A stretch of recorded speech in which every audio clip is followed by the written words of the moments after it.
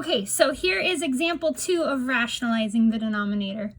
And in this scenario, we're going to see in the future that we have to rationalize the denominator, but first we have to solve. So I'm going to divide both sides by 3, and I get x squared equals 20 over 3. So to solve, I need to square root both sides, and I get x squared equals, x equals plus or minus the square root of 20 over 3. Well, we saw earlier that that's not an acceptable way to leave our square root. So we're going to rationalize our denominator again. First thing I'm going to do is write it as square root of 20 over square root of 3. I need that square root of 3 to go away, so I'm going to multiply it by itself. But if I do it to the bottom of my denominator, I have to do it to the top. So, plus or minus hasn't left.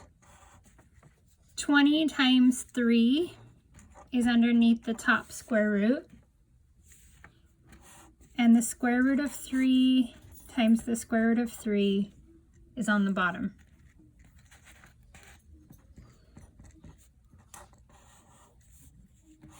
On the bottom, I have the square root of 9. And on the top, I'm not going to multiply these because I want to simplify it. And when I simplify square roots, I end up expanding them anyway.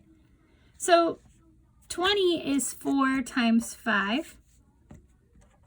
And then 20 times 3 is 4 times 5 times 3. So you have 20 times 3. It's still all here.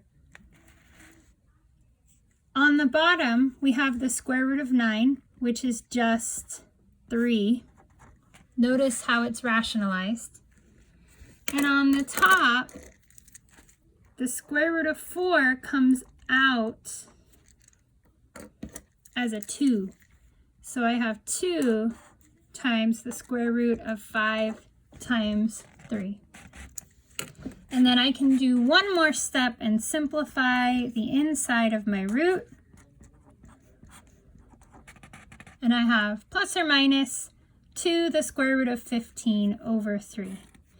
It looks like a hideous answer, and it doesn't look like it's simplified, but if we do a quick check, I can't simplify my square root any further, and my denominator doesn't have any square roots. So this, albeit ugly, is a simplified answer. And those are the two values for x.